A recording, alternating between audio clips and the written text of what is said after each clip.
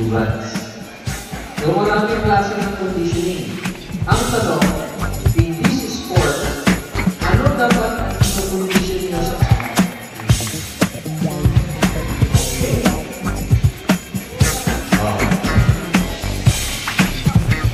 strength? Ano ibig sabihin ng strength? Lakas. Kung gaano mo kalakas din niya. Gagalaw ka ng malisin o gagalaw ka ng manina. Endurance. Ano yung endurance? Gano'n ka? Katatagal. Kaya mo bang sumayo ng 5 minutes sa diretso? Kaya mo bang sumayo ng 30 seconds sa diretso?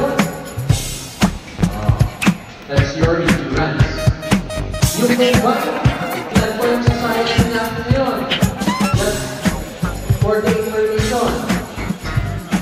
Yung bata, gusto niya na para umiyak, bigyan mo siya na milk tea. Huwag ganon. Okay? You program them properly. Okay?